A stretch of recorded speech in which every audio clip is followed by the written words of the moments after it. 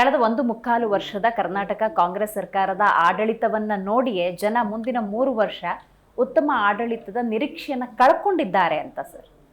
ನಿಶ್ಚಿತವಾಗ್ಲೂ ಇಲ್ಲ. 3 ಉಪಚುನಾವಣೆಗಳಲ್ಲಿ ನಮಗೆ ಸಿಕ್ಕಿರ್ತಕ್ಕಂಥ ಮತ ನೀವು ನೋಡಿ. ಈಗ ಮುಂದೆ ಬರ್ತಕ್ಕಂಥ ಪಂಚಾಯತ್ ಸ್ಥಳೀಯ ಸಂಸ್ಥೆ ಚುನಾವಣೆಯಲ್ಲಿ ನಮಗೆ ಬರತಕ್ಕಂಥ ಮತ ನೋಡಿ. ಜನರಿಗೆ ಅಪಪ್ರಚಾರ ಮಾಡ್ತಕ್ಕಂಥವ್ರು ಬಿಜೆಪಿಯ ಒಂದು ಏನಿದೆ ಪಕ್ಷ, ಅವ್ರು ಭಾಳ ಅಗ್ರೆಸಿವ್ ಪಕ್ಷ.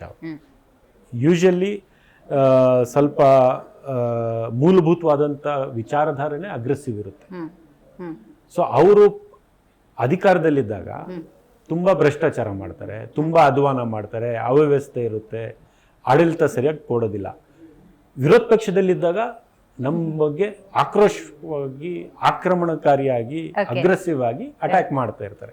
ಸೊ ಅವ್ರಿಗೆ ಆ ಥರ ಟ್ರೈನಿಂಗ್ ಕೊಟ್ಟಿರ್ತಾರೆ. ಸೊ ನಮ್ಮ ಪಕ್ಷ ಹೇಗೆ ಅಂದ್ರೆ, ವಿರೋಧ ಪಕ್ಷದಲ್ಲಿ ಇದ್ದಾಗಲೂ ಕೂಡ ನಾವು ಇಶ್ಯೂ ಬೇಸ್ಡ್ ಏನು ಇಶ್ಯೂ ಇದೆ ಅದ್ರ ಮೇಲೆನೆ ನಾವು ನಮ್ಮ ಪ್ರತಿಭಟನೆ, ನಮ್ಮ ಹೋರಾಟ, ನಮ್ಮ ಇದು. ಆದರೆ ಸರ್ಕಾರದಲ್ಲಿದ್ದಾಗ ನಾವು ಸ್ವಲ್ಪ ಕ್ವೈಟ್ಲಿ ಕೆಲಸ ಮಾಡ್ತೀವಿ. ನಾವು ಆ ಥರ, ಯಾಕಂದರೆ ನಾವು ಯಾವುದೇ ಸಂದರ್ಭದಲ್ಲೂ ಕಾಂಗ್ರೆಸ್ ಪಕ್ಷದಲ್ಲಿ ನಾವು ಭಾವನಾತ್ಮಕವಾದಂಥ ಇಶ್ಯೂಸ್ ಇಟ್ಕೊಂಡು ಮಾಡೋರಲ್ಲ. ನಾವು ಪ್ರಗತಿಯ ಬೇಸ್ಡು, ಅಭಿವೃದ್ಧಿ, ಸಾಮಾಜಿಕ ಕಳ್ಕಳಿ ಪ್ರಾಕ್ಟಿಕಲ್ ಆಗಿ ಮಾಡ್ತೀವಿ. ಸೊ ಇವತ್ತು ಇಡೀ ರಾಜ್ಯದ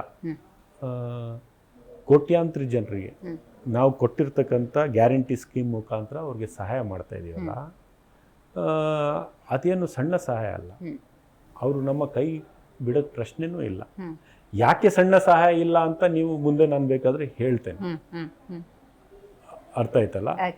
ಹೇಳಬೇಕು ಅಂತ ಇದ್ರೆ, ಇವತ್ತಿನ ದೇಶದ ಪರಿಸ್ಥಿತಿ $1ಗೆ 86, 88, 90 ರೂಪಾಯಿ ಆಗೋಗಿದೆ. ಸನ್ಮಾನ್ಯ ನರೇಂದ್ರ ಮೋದಿಯವರು ಅಧಿಕಾರಕ್ಕೆ ಬಂದಾಗ 56 ರೂಪಾಯಿ ಇದ್ದಿರ್ತಕ್ಕಂಥ, 57 ರೂಪಾಯಿ ಇರ್ತಕ್ಕಂಥ ಡಾಲರು ಇವತ್ತು 80-90 ರೂಪಾಯಿವರೆಗೂ ಬಂದ್ಬಿಟ್ಟಿದೆ. RBI ಅವರು ಡೈಲಿ ಅವರ ರಿಸರ್ವನ್ನು ಡೈಲ್ಯೂಟ್ ಮಾಡಿ 100 ತಲುಪಬಾರ್ದು ಅಂತ ಪ್ರಧಾನಮಂತ್ರಿಗಳ ಸರ್ಕಾರದ ಮರ್ಯಾದೆ ಕಾಪಾಡ್ಕೊಳ್ಳೋಕ್ಕೆ ಪ್ರಯತ್ನಗಳು ಮಾಡ್ತಾ ಇದ್ದಾರೆ. ಇವತ್ತಿನ ನಮ್ಮ ಸಂದರ್ಭದಲ್ಲಿ ಈಗ ಬರ್ತಕ್ಕಂಥ ಸ್ಟಡೀಸು, ಎಕನಾಮಿಕ್ ಸ್ಟಡೀಸ್ ನೀವು ನೋಡಿದ್ರೆ, ದೇಶದ 10% ಜನ ಅನುಕೂಲವಾದಂಥ ಪರಿಸ್ಥಿತಿಯಲ್ಲಿ ಇರೋದು, 90% ಜನ ಹ್ಯಾಂಡ್ ಟು ಮೌತ್ ಇವತ್ತು ಕಷ್ಟಪಟ್ಟರೆ ಇವತ್ತು ಅವ್ರ ಜೀವನ ನಡೆಸ್ತಕ್ಕಂಥ ಪರಿಸ್ಥಿತಿಗೆ ತಲುಪೋಗಿದ್ದಾರೆ. ಇದು ನಾನು ಅಪೋಸಿಷನ್ ಇದ್ದೀನಿ ಅಂತ ಹೇಳ್ತಾ ಇರ್ತಕ್ಕಂಥದ್ದಲ್ಲ. ಈ ಎಕನಾಮಿಕ್ ಸರ್ವೇಸ್ ಆರ್ ಇಂಡಿಕೇಟಿಂಗ್. ಆ ಥರ ಈ ಪರಿಸ್ಥಿತಿ ಇದ್ದಾಗ, ಆರ್ಥಿಕ ಪರಿಸ್ಥಿತಿ ಇದ್ದಾಗ, ಈ ವರ್ಗದ ಜನರಿಗೆ ನೀವು ಸಹಾಯ ಮಾಡದೇ ಇದ್ರೆ, ಸೊಸೈಟಿ ಸೋಷಿಯಲ್ ಆಬ್ಲಿಗೇಷನ್ ಅಂತೀವಿ ಇಂಗ್ಲಿಷಲ್ಲಿ, ಸಾಮಾಜಿಕ ಜವಾಬ್ದಾರಿಗಳು ಸರ್ಕಾರ ಬಿಸ್ನೆಸ್ಗೆಲ್ಲ ಇರೋದು, ನಾವು ಸಮಾಜವನ್ನು ನೋಡ್ಕೊಳ್ಳೋದಕ್ಕೆ ಇರ್ತಕ್ಕಂಥದ್ದು.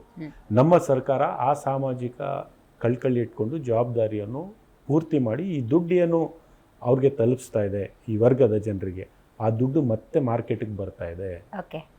ಅದರಿಂದ ಆರ್ಥಿಕ ಒಂದು ಸೈಕಲ್ ನಡೀತಾ ಇದೆ. ಅಂದ್ರೆ ಮನಿ ರೊಟೇಷನ್ ಆಗ್ತಾ ಇದೆ. ಈ ದುಡ್ಡು ಸಣ್ಣ ಸಣ್ಣ ವ್ಯಾಪಾರಿಗಳ ಕೈಗೆ ಸಿಕ್ಕುತ್ತೆ, ಯಾಕಂದ್ರೆ ಪರ್ಚೇಸಿಂಗ್ ಆಗುತ್ತೆ. ಅವರು ಮ್ಯಾನುಫ್ಯಾಕ್ಚರರ್ಸ್ ಕೊಡ್ತಾರೆ, ಮ್ಯಾನುಫ್ಯಾಕ್ಚರರ್ಸ್ ರಾ ಮೆಟೀರಿಯಲ್ ಅವ್ರು ಕೊಡ್ತಾರೆ, ರಾ ಮೆಟೀರಿಯಲ್ ಇದೇ ರೀತಿ ಆಗ್ಬೇಕಲ್ಲ. ನೀವು ನೋಡ್ಬೇಕಾದ್ರೆ GDP, ಇಡೀ ದೇಶದ GDP ಎಷ್ಟಿದೆ, ಅದಕ್ಕಿಂತ 2% ಹೆಚ್ಚಾಗಿ ನಮ್ಮ ರಾಜ್ಯದ GSDP ಆಗಿದೆ. ಅಂದ್ರೆ ನಾವು ದೇಶದ ಆರ್ಥಿಕ ಪರಿಸ್ಥಿತಿ ಏನ್ ವೇಗದಲ್ಲಿ ನಡೀತಾ ಇದೆ ಅದಕ್ಕಿಂತ ಹೆಚ್ಚಾಗಿ ನಾವು ನಡೀತಾ ಇದ್ದೀವಿ. ಅಂದ್ರೆ ಇದು ನಮ್ಮ ಸರ್ಕಾರದ ಉಪಲಬ್ಧಿ ಅಲ್ವಾ, ನಮ್ಮ ಜನರ ಕಷ್ಟದಲ್ಲಿ. ಯಾಕಂದ್ರೆ ಕೇಂದ್ರ ಸರ್ಕಾರದ ಅವರ ಅಧಿಕಾರದ ದುರುಪಯೋಗ ಮತ್ತೆ ಕೆಲವು ಕಾರ್ಪೊರೇಟ್ ಅವರ ಸ್ನೇಹಿತರಿಗೆ, ಕೆಲವು ಬಿಸ್ನೆಸ್ ಮನ್ಗಳಿಗೆ ಸಹಾಯ ಮಾಡಕ್ಕೆ ಹೋಗಿ ಯಾವ ಪಾಲಿಸೀಸ್ ಅನ್ನು ಅವರು ಮಾಡಿದ್ದಾರೆ, ಅಳವಡಿಸ್ಕೊಂಡಿದ್ದಾರೆ, ಅದರ ಪರಿಣಾಮವಾಗಿ ಈ ಆರ್ಥಿಕ ಪರಿಸ್ಥಿತಿ ಈ ತರ ಆಗಿದೆ. ಅರ್ಥ ಆಯ್ತಲ್ಲ? ಮತ್ತೆ you need experts to understand economy ಅಲ್ವಾ. Manmohan Singh was an expert. Manmohan Singh ಯಾರ್ಯಾರನ್ನು ಎಂಪ್ಲಾಯ್ ಮಾಡ್ಕೊಂಡಿದ್ರು ಜೊತೆಗೆ ಎಕಾನಮಿ ಮೇಲೆ ಕೆಲಸ ಮಾಡಕ್ಕೆ, ಅವರು ದೇಶದಲ್ಲ ಪ್ರಪಂಚದಲ್ಲೇ ಒಂದು ರಿನೌಂಡ್ ಎಕನಾಮಿಸ್ಟ್ಸ್ ಆಗಿದ್ರು ಅವರೆಲ್ಲರೂ. ರಘುರಾಮ್ ರಾಜನ್ ಅವರಾಗ್ಲಿ, ಬೇರೆ ಎಷ್ಟೋ ಜನ ಕೆಲಸ ಮಾಡಿದವರು. ಮನಮೋಹನ್ ಸಿಂಗ್ ಸ್ವತಃ ಎಕಾನಮಿಸ್ಟ್ ಆಗಿದ್ರು. ಇವತ್ತಿನ ಪ್ರಧಾನ ಮಂತ್ರಿಗಳು ಎಕಾನಮಿಸ್ಟ್ ಅಲ್ಲ, ಅವ್ರ ಜೊತೆಗೆ ಇಟ್ಕೊಂಡಿರೋರ್ಗೂ ಎಕಾನಮಿ ಅರ್ಥ ಆಗ್ತಾ ಇಲ್ಲ.